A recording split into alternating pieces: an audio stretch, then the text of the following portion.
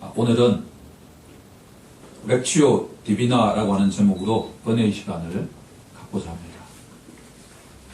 저도 아직 라틴어가 익숙치 않으니까 렉치오 디비나는 우리 믿음의 선조들이 추구하던 독서 방식입니다.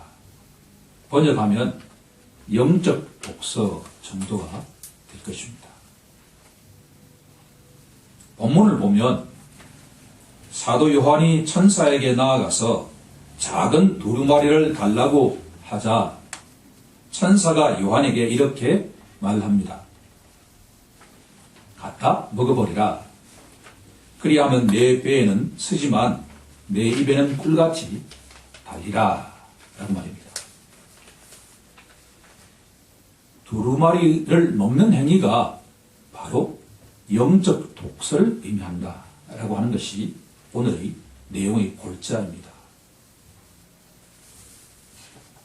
중학교 시절에 재미있는 영어 선생님이 이렇게 말씀하셨습니다. 자기가 알고 있는 어떤 선배가 영어 공부하는 방식이 영어 사전을 통째로 외우는 분인데 사전을 한 장을 한 페이지를 읽고 난 뒤에 꼭 그것을 태워서 먹어버렸다. 너희도 그렇게 하라라고 하는 말씀을 하셨습니다. 지금 돌이켜보면 좀 황당한 이야기인데 당시에 우리도 그 선배처럼 한번 해보자 라고 이야기가 나올 정도로 실감 있게 그 선생님께서 동기부여를 하셨습니다. 성경은 하나님 말씀을 먹었다는 표현이 자주 등장하는 것을 볼 수가 있습니다. 두 구절만 확인해 보고자 합니다. 시편 119편 103절을 보면 주의 말씀의 맛이 내게 어찌 그리 단지요 내 입에 꿀보다 더 다니다 라고 고백하고 있습니다. 유대인들은 어린아이들을 교육을 시킬 때 말씀판에 꿀을 발라서 실질적으로 그 말씀을 암송하면서 꿀 같은 맛을 보게 한다고 합니다. 어떤 신학자는 강의를 하시면서 성경 한 구절을 말씀하고 난 뒤에는 달다고 말씀하셨다고 이야기를 들은 경우도 있습니다. 에스겔 3장 2절에 가면 오늘 본문과 너무나 닮은 내용이 등장합니다. 인자야, 내가 내게 주는 이 두루마리를 내 배에 넣으며 내 창자에 채우라 하시기에 내가 먹으니 그것이 내 입에 달기가 꿀 같더라 라고 말씀합니다. 사도 요한이 천사로부터 받은 말씀이 곧 에스겔 선지자가 하나님으로부터 받았던 말씀과 너무나 같다라고 하는 것을 알 수가 있습니다. 이것을 통해서 우리들은 믿음의 선조들이 하나님 말씀을 날마다 먹고 맛보며 삶 속에서 기쁨과 감사가 넘쳤다라고 하는 것을 알 수가 있습니다. 우리도 날마다 말씀을 먹고 마시며 감사와 기쁨이 넘치길 간절히 소망합니다. 오늘 설교는 영적 독서의 의미를 찾는 것입니다. 4가지로 구성이 되어 있습니다. 주보에 보시면 메모를 하시면 좋겠습니다. 첫 번째는 렉치오, 읽기입니다.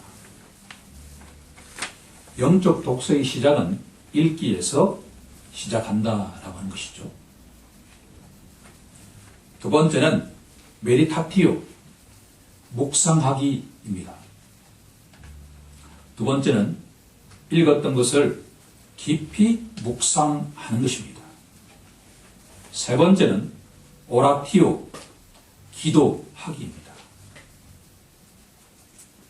여기서 오늘 중요한 기도의 원리를 확인하는 시간을 가질 것입니다. 마지막 네 번째로는 콘템플라티오, 살기입니다. 말씀대로 살아가는 것을 의미합니다.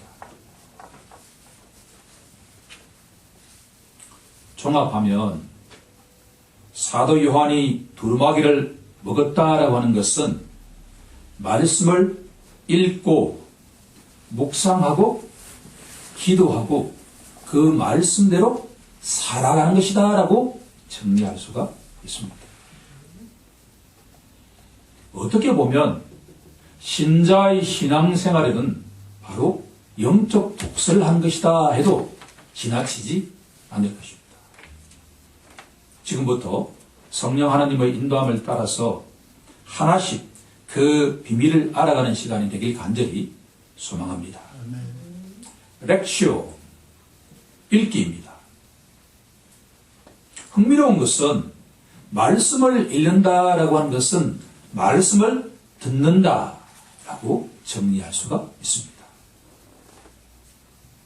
선친과 나누었던 대화가 기억에 떠올랐습니다. 어버이날이 되어서 대구에 내려갔더니만 선친께서 요즘 성경을 새벽에 일어나면 신약 성경을 처음부터 쭉 읽으신다라고 자랑하셨습니다. 제가 아버님 참 잘하시네요. 그러고 난 뒤에 성경을 읽는 것은 성경을 듣는 것입니다 라고 말씀드렸더니만 조금 생각해 보시는 표정을 지으셨습니다. 지금도 그 모습이 기억에 선합니다.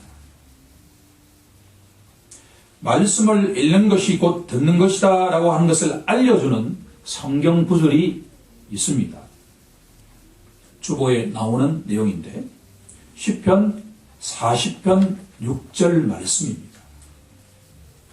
꼭 메모해 두셨다가 시간이 나실 때 확인해 보시길 간절히 요청드립니다.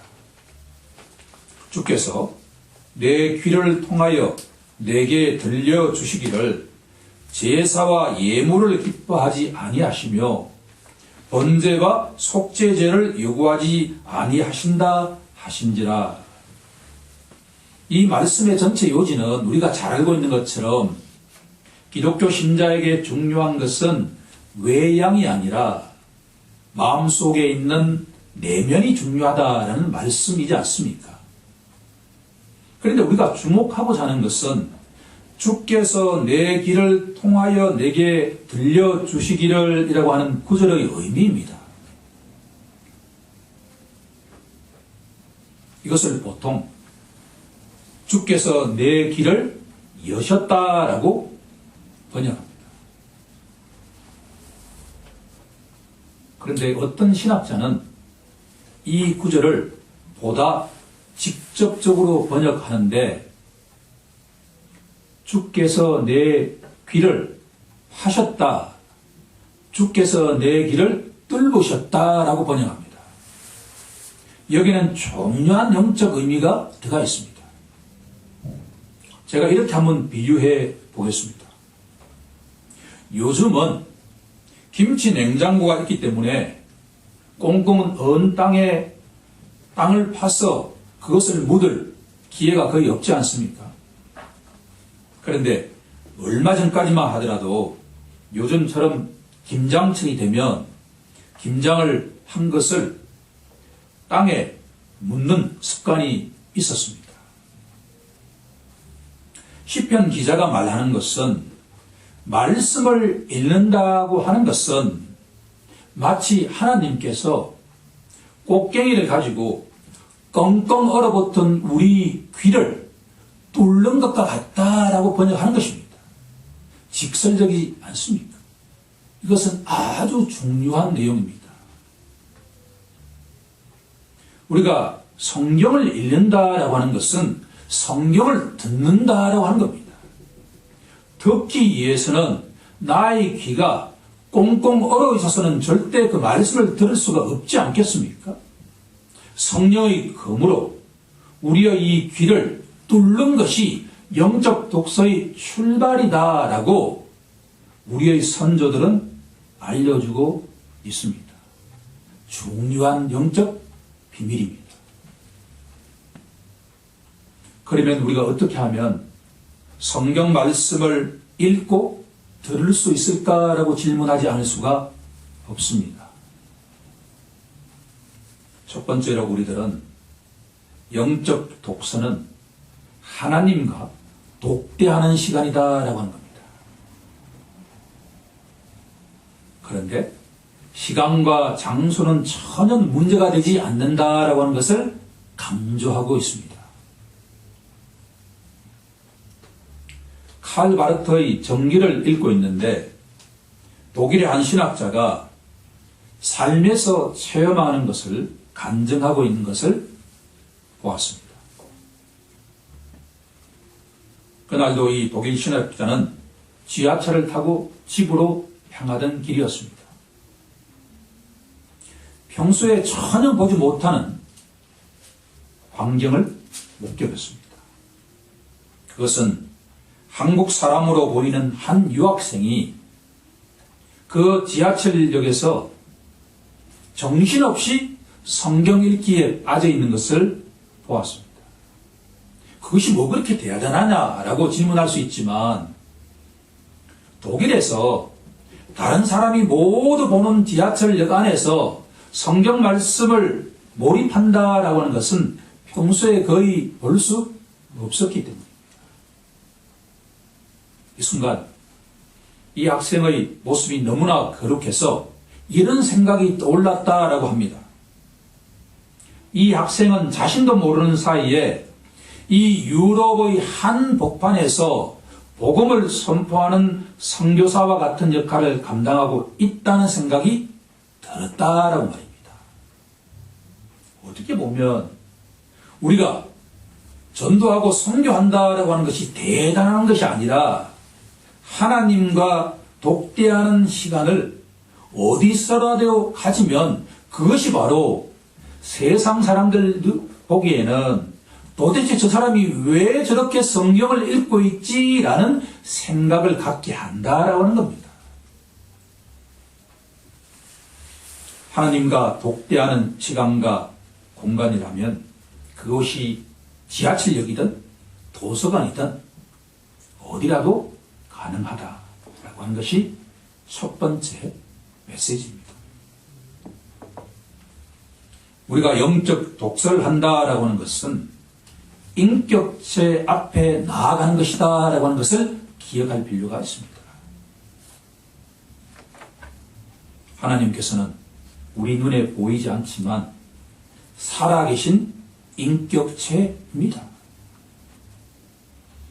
우리가 한 인격체와 대화할 때 우리들은 그 사람과 눈을 맞추고 진지하게 그 사람과 대화하듯이 하나님 말씀인 성경 앞에 나아간다라고 하는 것은 책 앞에 나아가는 것이 아니라 한 인격체 앞에 나아간다라고 하는 것을 생각할 필요가 있다. 어떤 목사님께서는 성경 말씀을 읽을 때마다 넥타이를 매시고 무릎을 꿇고 그 성경을 읽었다라고 하는 이야기를 들었습니다. 우리가 그렇게까지 할 필요는 없지만 그분의 마음의 자세는 눈에 보이지 않지만 성경 말씀으로 말씀하시는 하나님 앞에 나아간다라고 하는 것이 중요한 포인트가 아니겠습니까? 더구나 우리가 성경 말씀을 읽을 때에는 보통 책을 읽듯이 이 책을 내가 정복해야지라는 자세로 나아가서는 안 된다라고 하는 겁니다. 성경을 읽는 자세는 하나님의 경외하는 자세로 나아가야 된다라고 하는 겁니다. 왜냐하면 하나님께서는 다양한 방식으로 우리에게 말씀하고 계시기 때문입니다. 때로는 율법을 통해서 자신을 계시하시고 때로는 역사와 예언을 통해서 계시하시고 자주 그분이 계시하시는 방식은 시와 잠언을 통해서 계시하시기 때문입니다. 따라서 영적 독서의 출발은 이 눈에 보이지 않는 인격체이신 하나님과 조금씩 교제해가는 자세로 읽어야 된다는 겁니다. 가끔은 우리가 성경을 소리내어 읽을 때 많은 유익을 얻을 수가 있습니다. 말씀을 천천히 읽다 보면 그 말씀이 어느 순간에 내 자신을 향해 오고 있다라고 하는 것을 느낄 수가 있기 때문입니다. 이는 내 사랑하는 아들이요 내 기뻐하는 자라라고 하는 이 말씀을 천천히 소리내어 읽다 보면 그 말씀이 침례를 받으시는 예수님에게 하시는 말씀인 동시에 어느 순간에 그 말씀이 나에게 전해오는 시간을 체험할 수가 있기 때문입니다.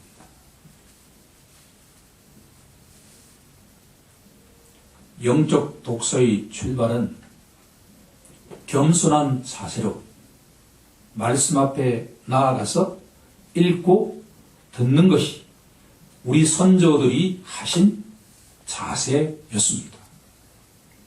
우리 모두에게도 이런 겸손한 자세로 말씀 앞에 나아가는 은혜가 임하기 간절히 소망합니다. 두 번째, 메디타티오, 묵상하기입니다.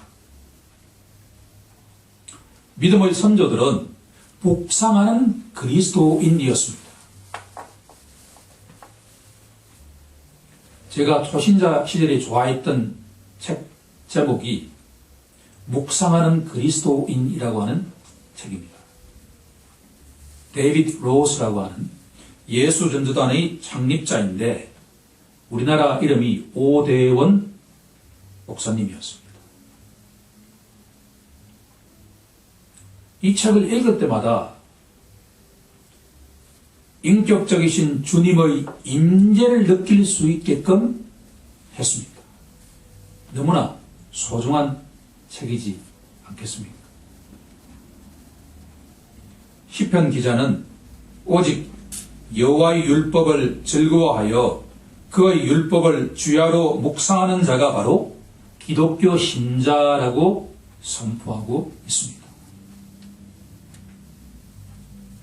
묵상하다라고 하는 단어가 히브리어로 하가인데 여기에 중요한 영적 의미, 흥미로운 의미가 담겨 있습니다.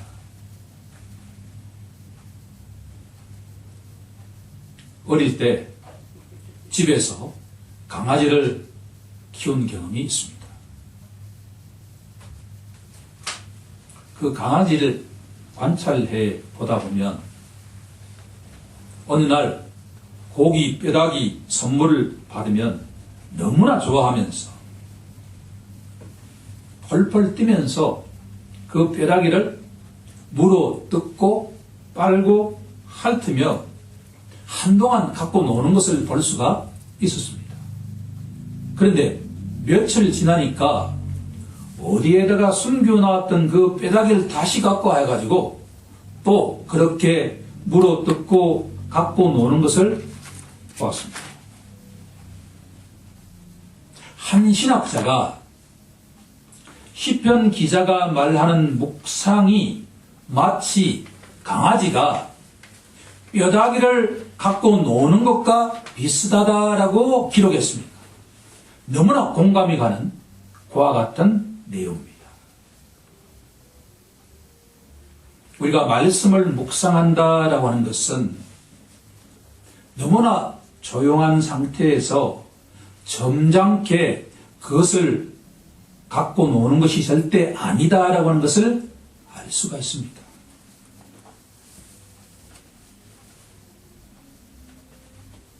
그것은 마치 강아지가 뼈다귀를 갖고 놀듯이 뒤집어 보기도 하고 동서남북 좌우로 다양하게 그 말씀을 갖고 놀면서 주님과 교제하는 것이 바로 묵상입니다. 그러다 보면 묵상은 자연스럽게 자신을 계시하시는 하나님이 누구신지를 점점 알아가는 시간이 됩니다. 하나님께서는 나를 포함한 세상 만물의 창조주이시고 나를 포함한 모든 피조물들을 구원하시는 분이시고 날마다 우리를 축복하시는 분이 바로 하나님이다라고 하는 것을 알게 한다라고 하는 겁니다. 그러면 말씀 묵상은 이마누엘 하나님을 알게 하는 시간이 됩니다.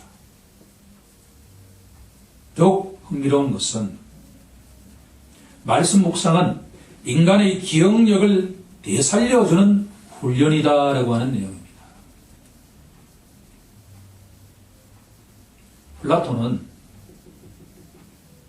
문자가 인간의 기억력을 급격히 떨어뜨릴 것이라고 정확하게 예언했습니다. 플라톤이 살던 시기는 말을 하고 듣는 것이 지배하던 문화에서 점차 문자가 지배하는 문화로 바뀌어 가던 시절이었습니다. 자기 강의를 듣던 학생들이 기억력이 급격하게 떨어지는 것을 보았습니다. 플라톤이 그 이유가 무엇인가를 생각해 보았습니다. 이전에는 학생들이 전부 선생이 말하는 것을 다 기억하고 그것을 마음판에 새겼는데 문제가 개발되고 난 뒤에는 선생의 생각이 다 책에 있다라고 하는 것을 알고 난 뒤에부터 굳이 기억할 필요가 없게 되었다라고 합니다. 그러자 기억력의 폭이 좁아지고 얕아지고 둔해지기 시작했습니다. 우리 삶도 동일하지 않습니까? 지금 자기 배우자의 전화번호를 갑자기 물으면 저도 자신있게 답할 가능성이 없습니다. 가끔 제 차량 번호를 주차장에서 물으면 왔다 갔다 하는 경우가 있습니다. 그것도 그럴 것이 셀폰에 번호가 다 저장되어 있는데 굳이 기억할 필요가 있을까라고 말하지 않겠습니까? 우리의 이 답변이 지금부터 2000 몇백 년 전에 플라톤의 강의를 듣던 학생들도 동일하게 생각했다라고 하는 겁니다. 이렇게 보면 문명이 발달되면 발달될수록 인간의 기억력은 퇴보해 간다라고 하는 것을 알 수가 있습니다.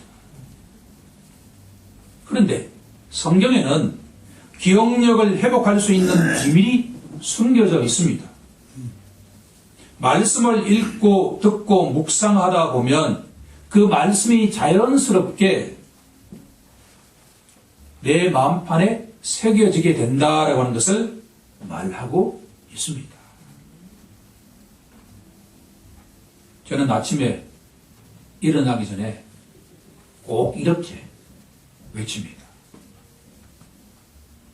내 영혼아 여호와를 송축하라. 내 안에 있는 모든 것들아 여호와를 송축하라 라고 합니다. 이렇게 되면 나의 생각이 누구에게 방향 지어지냐 하면 바로 살아계신 하나님이 오늘도 나를 인도에 계신다라고 하는 생각이 나의 모든 전신이 지배하기 시작한다라고 하는 것을 알게 됩니다. 말씀 묵상은 이렇게 개발된 문명사회에서 인간의 기억력을 회복시키는 능력이 있다라고 하는 것이 성경의 중요한 메시지입니다. 우리가 날마다 말씀을 읽고 묵상해야 되는 이유는 기억력을 회복하기 위해서입니다. 우리 모두 그와 같은 은혜가 임하길 간절히 소망합니다. 세 번째로 오라티오, 기도하기입니다.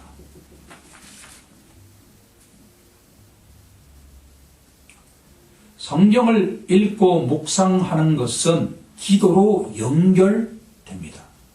이것은 너무나 중요한 내용입니다.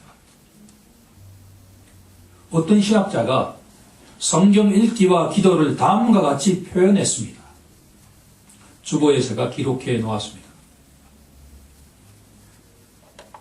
성경을 읽는 것과 기도는 함께 간다. 하나님이 주시는 메시지에 우리는 기도로 이자를 붙여서 하나님께 돌려드린다라고 말입니다.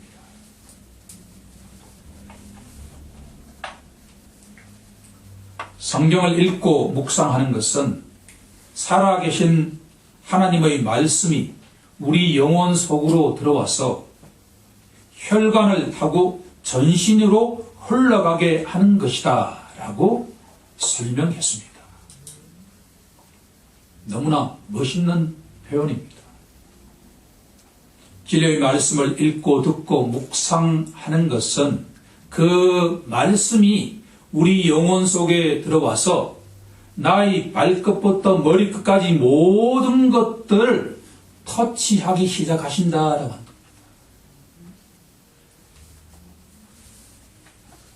이것을 느끼는 순간에 나의 죽어있던 모든 전신이 새롭게 살아나기 시작한다라고 하는 것을 느낄 수가 있습니다.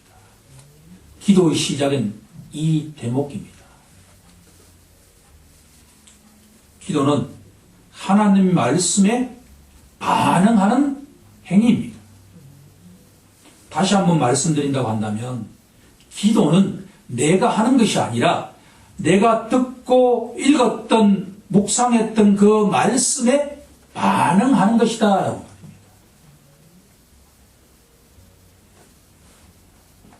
반응한다는 것은 우리의 영이 살아있다라고 하는 것을 증명합니다. 기도한다라고 하는 것은 나의 영이 살아있다라고 하는 것을 반증하는 것이다 라고 정의할 수가 있다라고 합니다. 시편은 기도하는 내용으로 되어 있습니다. 시편의 기자들은 다양한 방식으로 반응하고 있는 것을 볼 수가 있습니다. 시편의 기자들은 하나님께 때로는 질문하기도 하고 때로는 그분과 논쟁하기도 합니다. 때로는 그 말씀에 비춰보니까 나의 죄가 너무나 강렬하다고 회개하기도 합니다. 때로는 말씀에 맞장구 치기도 하고 결국은 하나님을 찬송하는 것으로 끝나는 것이 시편 기자들의 반응입니다. 우리 모두 우리의 기도가 하나님 말씀에 반응하는 것이 되길 간절히 소망합니다. 내 귀를 통하여 들려주시는 하나님, 저희 얼어붙은 이 귀를 뚫어 주십시오라고 기도하는 우리 모두가 되길 간절히 소망합니다. 마지막으로 콘템플라티오, 말씀대로 살아가기입니다.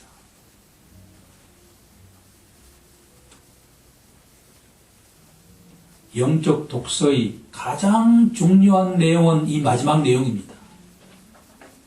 말씀대로 사는 것입니다.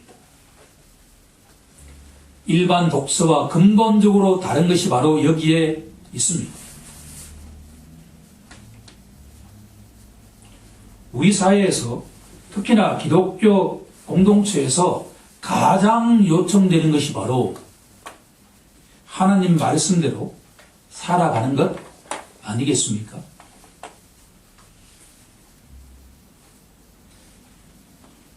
우리가 말씀대로 살 때 너희는 세상의 소금이니 너희는 세상의 빛이라는 교회의 사명을 잘 감당하는 것이 될 것입니다. 만약 우리가 아무리 지하철역에서 성경 말씀을 읽고 듣고 묵상하고 기도한다 하더라도 그 말씀대로 살아가지 못한다고 한다면 그 독서가 의미를 가지겠습니까? 하나의 방법은 영적 멘토를 찾아서 그분처럼 살아가는 방식이 될 것입니다. 기독교 신자라면 자신만의 영적 멘토가 한 명 정도는 있어야 할 것입니다.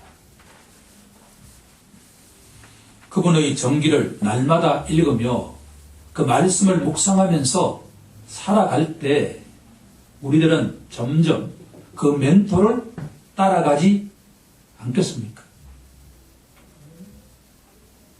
하지만 여기에도 한계가 있습니다.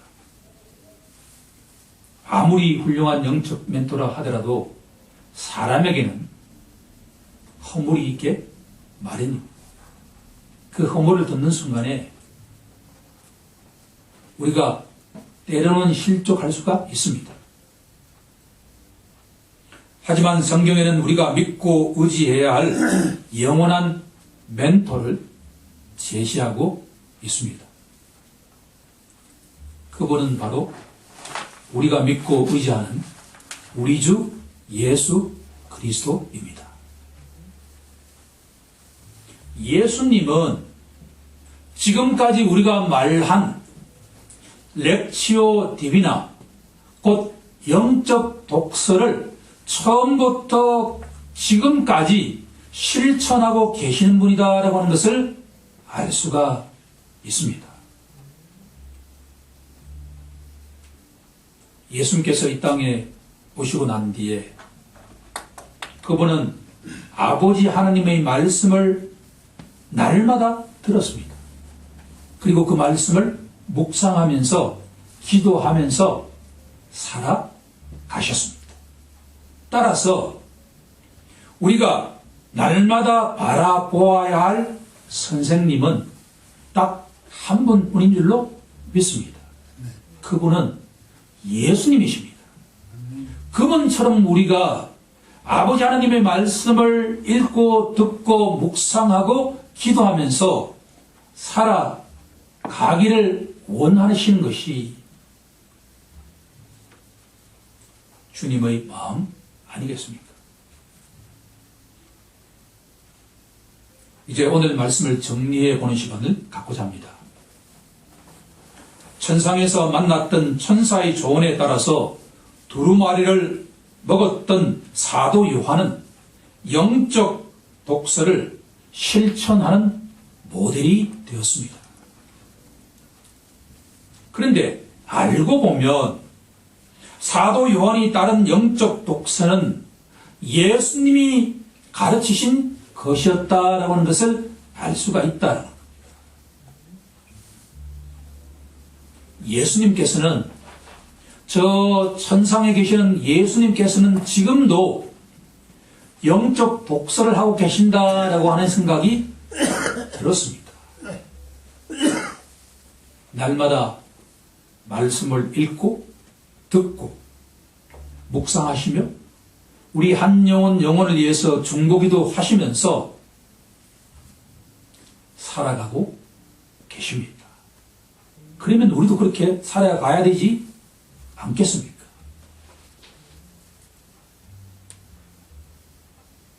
영적 독서는 우리를 기도하는 자가 되게 하십니다. 영적 독서는 우리를 말씀대로 살아가게 하십니다.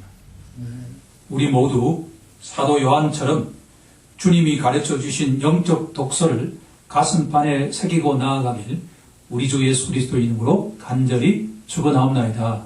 아멘.